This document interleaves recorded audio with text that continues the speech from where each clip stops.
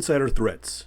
How to stay vigilant during COVID-19. Hello, I'm Ian Trimble, and I'm going to walk you through a presentation that I gave to my local ISACA chapter.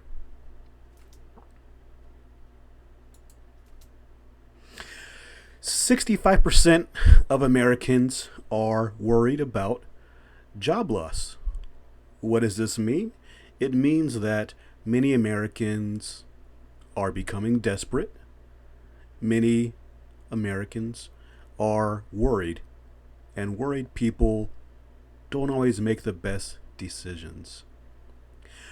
People without money do things that they would have never dreamed of, right? Your morals might take a change, or you might know people who might look the other way. And that's what this is about. Now, if you're like me, you're now working from home. Up top, you've got, Thor working from home day 1, and then you got working from home day 5, right? If you're like me, you're now working from home. Things are looking good, right? And you look up, you've gotten soft. You might be more lax about things you were before. You look at Thor, right? He is living the dream. He went from, dedicated employee to blasé employee who just trying to make it through the day, just trying to make it through one more news cycle. So again, they've got this thing called the Zoom shirt, and the Zoom shirt is where you look professional up top, but then at the bottom you're wearing your shorts because your attitude has shifted when you're working from home. You've got different distractions. You've got your kids to take care of now. You've got to worry about teaching them, keeping them entertained. You might have a noisy dog in the background, right? So business has changed. And this is gonna be the way it is for a matter of time. I think things will get back to normal. It'll take some time, but let's walk through how a rogue employee can become an insider threat. So this is a true story. This was about an employee named Christopher Dobbins. He is the ex-vice president of Stratus Healthcare. So, what happened? Early March 2020, so this was this year, the Department of Justice fired Dobbins. A couple weeks later, Dobbins receives his final paycheck. So, he's still there, he's put in his time, he gets his paycheck, but here's the crazy thing. He's still on the network, and this is not that unusual. So what does this tell me? This tells me that a company needs to have an offboarding process, offboarding policy, right? Do your audits of your credentials. Make sure that people who are on their way out have access cut. So what happens with Dobbins? Well, March 29th, he hacked the computer network with a fake account created before he left, right? Dobbins still had access. He still had privileged credentials, which let him make a new account in AD. This account had enough rights to be able to erase 115,582 records. As you can see, that same day, he modified all these records, right? And then he deleted 2371 records. Insane. So this is just a wild story. So what was the outcome? Well, this is during COVID, and their shipping process was disrupted. PPE shipments were delayed. And we all know this was during the early days of COVID when that PPE was super critical. Any delays at that time could have cost potential lives. So scary thought, right? People become rogue all the time, and a disgruntled employee who's about to be fired or thinks they're going to be let go, like I said, they don't always think straight, and they might be friendly one day and then just snap. So something you've really got to be careful of. Now, this is a great quote. The insider threat is one of the greatest drivers of security risk that organizations will face, as a malicious insider utilizes credentials to gain access to a given organization's critical assets. That was Steve Durbin. So again, these are number one causes of breaches and attacks within companies, right? It's the actual person who's inside the company. It's not all these outside people. It's people on the inside who are the most or high risk employees. So we got to stay vigilant. We have to watch them, right? And it's not a witch hunt. It's just basically trying to stop them from becoming insiders, either accidentally or maliciously. What else is going on right now in the time of COVID? Well, there's insider trading risk. This is at all-time high. Why? Again, people are trying to make money quickly. How do we do that? Well, we know about the stock market. We know which companies might fold, which companies have a new vaccine trial. So all of this inside knowledge, can lead to insider risk. So right now, the coronavirus has widened insider trading risk. The volatility in security markets and the crisis atmosphere might lead to riskier behavior by insiders, particularly as more people have access to confidential information, with some of them being less accustomed to having access to and properly handling MNPI. The large number of employees handling MNPI while working remotely also raises concerns about securing such information from family members and others who might have access to shared working spaces. Now, shared working spaces, that's a great topic for insider threat. Now, this is hopefully it's not at your home, but this would be in a public space, your library, your coffee shop, Starbucks, some place where you have your laptop out and you're in a shared space and someone can see your screen. What's an easy control? Well, a screen filter. That's one compensated control you can do, but you want to be cognizant of these shared working spaces. Someone could easily walk by your screen, take a quick picture over your shoulder with their cell phone, and boom, they've got financials that they could then sell, right? That would be a hot stock pick. So again, COVID has led to increases in insider trading risk.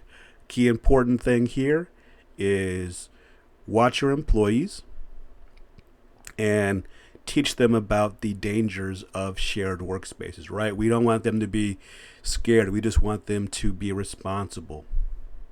At the end of the day, this is a business, and the business could possibly go under if those secrets were to get out, or if Wall Street got rattled and your company stock goes to the bottom. So be careful out there.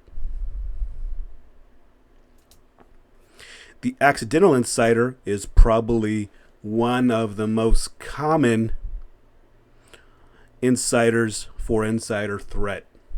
One of the most common infection vectors is email. It's your text. It's your social media disaster. So this is a wonderful book. I highly recommend you read it. It's from Kent Allen Robinson. It's called Unsend. This is a real book. You can find it on Goodreads. And it's all about people who make the mistake of sending email to the wrong person. Why? Because of a useful but pesky feature called autocomplete. For example, the Bank of England had an employee who accidentally sent confidential information, that cost the government intel. What did Bank of England do? Well, they disabled autocomplete for an entire year, right? So all those poor employees had to type out all their email addresses by hand, or they had to point and click to them for them to populate. But you can see this would be an easy mistake. We've all done it, and the unsend, it is just a matter of timing. If the recipient reads it or opens it, it's too late. You can't recall it. So before you send an email, this would be a great topic for a security awareness campaign. It's to check the email addresses, make sure you're sending your emails to the appropriate people. Same thing goes with social media, your Facebooks, your Twitters, your Instagram, Pinterest, all of those things, TikTok even, right? And your text messages. You want to be careful with what you're sending out. So what do? Well, you want to know your people, right? This is when you want to start to baseline. What is normal? What's normal for your employees? What should they have access to? What shouldn't they have access to, right? Do you have role-based access control? Do they have just the access that they need in order to do their jobs, right? Also, what's your policy on equipment from working from home? Have you updated that? Are your employees or your people using approved work from home devices? Know your people, right? Simple questions you can ask to get your behavior, get your baseline, and then when you start to deviate, you can use something like a UBA to determine a risk score. So what do? Well, focus on deterrence, right? We want to get the accidental insider to not even make that mistake in the first place, right? We want to get them to prevent problems from happening in the first place, right? Put up these rules, put up these guardrails, these blockers to, help them help themselves. Mistakes happen. People are human. It's in our nature. And I like to preach the strategy of focusing on deterrence, not detection. Now, don't get me wrong. I think that detection, is very important. We want to catch them, before they act. We want to catch them in the act, and we don't want to catch them after the act, right? But if we deter, hopefully we can prevent this type of behavior in the first place, right? Stop this person from becoming an accidental insider. And your detection, that's for the person who's trying to do the drip method, right? Slow insider, where they're in your network and they've been playing this for a while. So again, I like to focus on deterrence, not detection. And we want to identify information that's most likely to be valuable, right? Where are your company's crown jewels, right? What are the lines of business that need to be most protected? Important. You want to know what this is, right? Because you want to stop your insiders from accessing those things that they might not need access to, right? What type of safeguards do you have on the crown jewels, on the stuff that actually makes your business money? Why? Why do you want to do this? Because thieves are everywhere, right? People can't help themselves. There are bad people in this world, and These bad people want to sell your IP, sell your capital, sell what you've worked hard for, right? We want to prevent these thieves. We want to monitor ingress, right? We got a fence here, or a door, guardrail. You want to monitor people who are coming in your network, in your building, inside the perimeter. You want to monitor these people, right? Do your simple things, badge systems, cameras that work. What else do you want to do? Well, you want to monitor egress, right? What is leaving your network, right? When you start to look at all this traffic that's going to this one address that you've never even seen, like you want to monitor your IP ranges, right? This gets back to knowing your network, knowing your people, knowing what looks normal. So if you do baseline, find out what is normal within your org, you can start to look for these outliers, right? Why are we suddenly seeing traffic going to China? Why are we seeing traffic going to these strange countries where we're not doing business? You want to monitor that, right? Again, or you can focus on the deterrence, stop network traffic going to those places where you're not doing business. Again, what else do we want to talk about? Well, we want to talk about the actual drip, right? So drip is the slow leaking of data, right?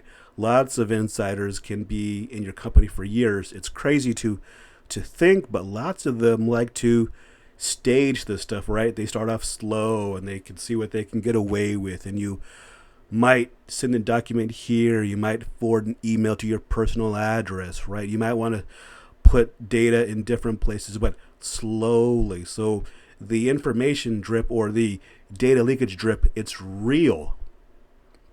You want to put on other types of controls.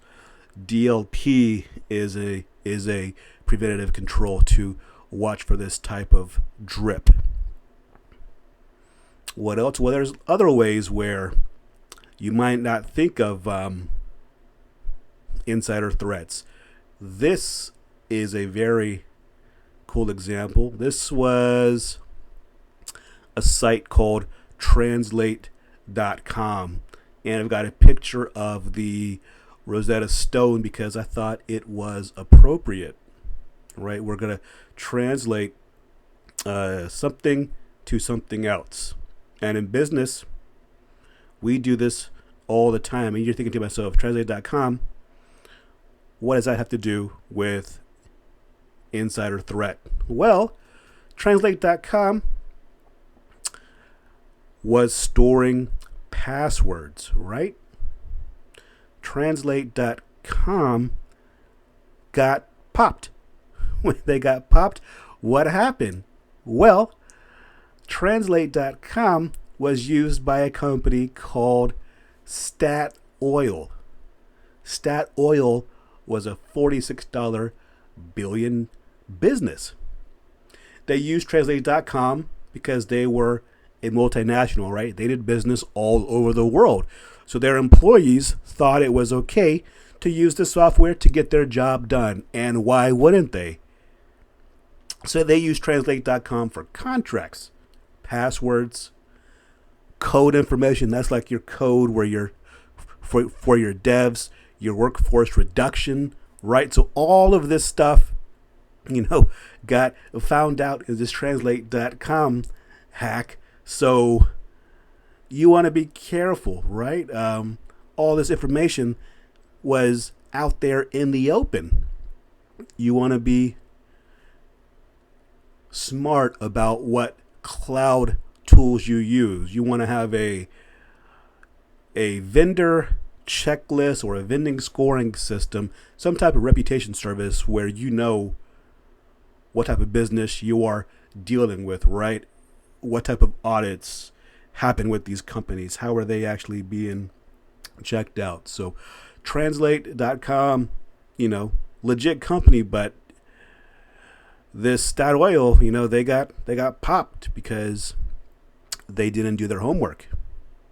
I bet they learned after the fact, and they're not using Translatecom anymore. So again, it's just a big reminder to baseline your normal activity, especially right now. Right now, if you didn't have your normal, you want to do that right now.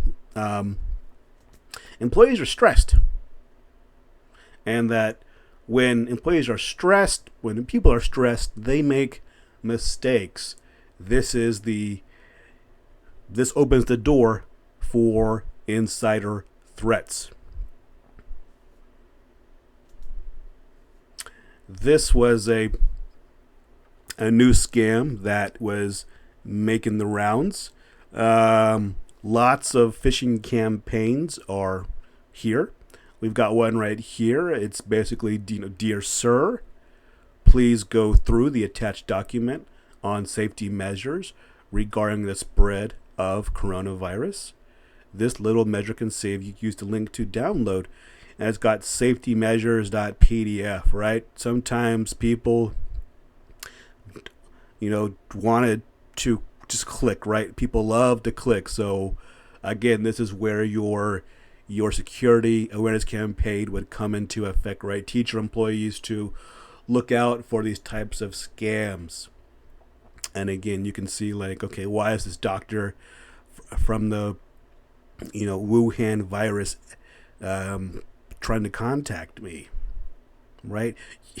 You don't want to be that person. You don't want to be the one who clicks, and then you got a botnet on your network, or you've got a reverse shell, open. So do not click. Email continue to remain a big vector for breaches. So again, put the right controls in place for your emails. If you can't afford one, don't worry. There are ones out there, right? This is when a good phishing test would work, to teach your employees, what to look for, and to again teach them to not click. Don't be this person. Please don't. I'm begging you. You want to be vigilant, right? That's what this whole thing is all about. I love this graphic. You've got 3 people, but you never know, right? You never know what's going on in their lives. You want to treat all employees the same. Assume they are all insiders.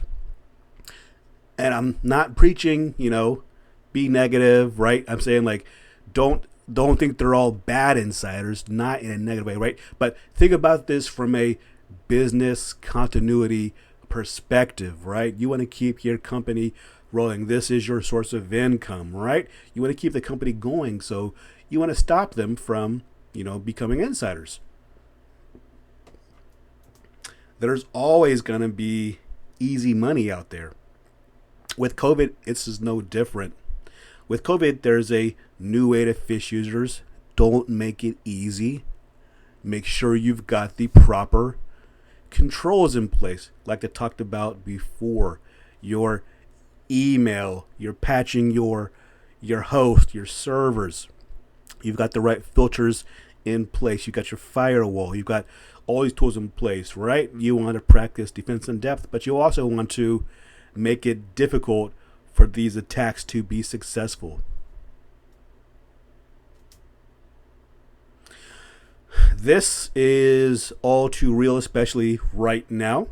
You've got lots of distracted sysadmins.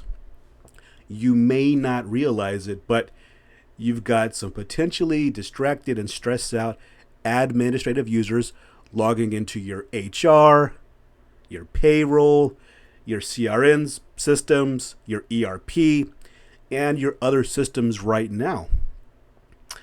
They may be tapping away at the kitchen table, kids home from school, TV on in the background.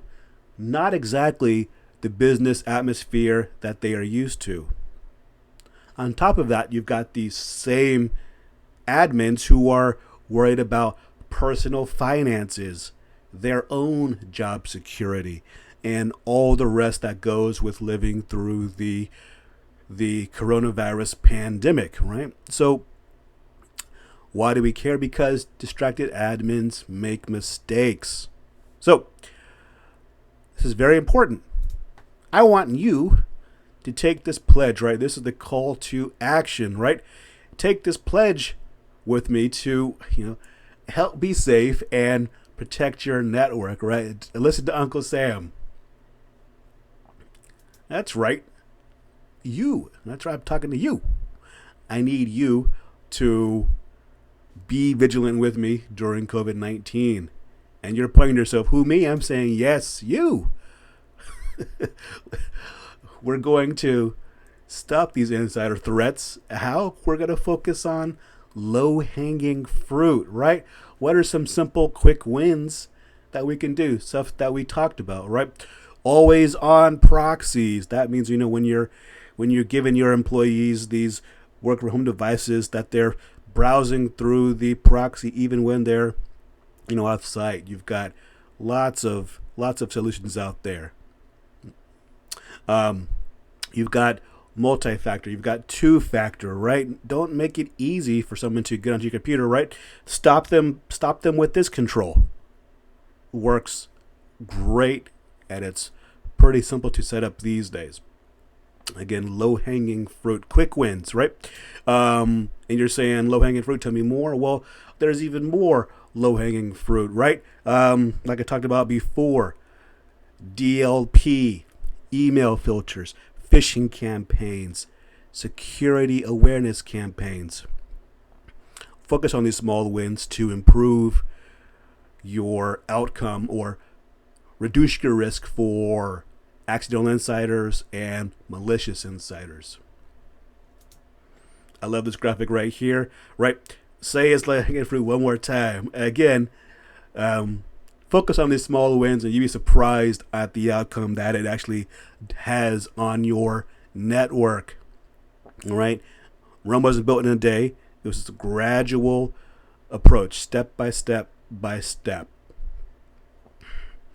Don't make it so hard that your employees can't work from home, right? You don't want to have 17-factor authentication, right? If you make it so hard, your employees are going to find a different way to get in. They always do. Humans are very resourceful. Your employees will find a way. So, put on the appropriate controls, but not so many that they find a way around it. All right. Focus on the deterrence. Don't make it too hard for the users. And remember, we don't want this to happen to you, right? I have called this the click of death, right? You opened up that email or you sent an email to the wrong person. You might have talked about your boss and then, whoops, you sent it to your boss, right? We don't want this to have a bad day. We don't want this to happen to you or to your users or to your company, right? That's the whole goal of this presentation. And don't get captured, right? Great slide. Again, all of these are insiders. We've got 5 cases, right? Careless user, payment card breach, industrial espionage, data theft, IT sabotage, right? This is what we want to stop, right? We want to stop this from happening. So stay safe out there. I've got more exciting presentations coming soon. And if you want to find out more from me, you can find me on Twitter at iTremble. You can find me on LinkedIn. I also have a podcast called Back from the Future. You can find me there. Thank you very much. Until the next one.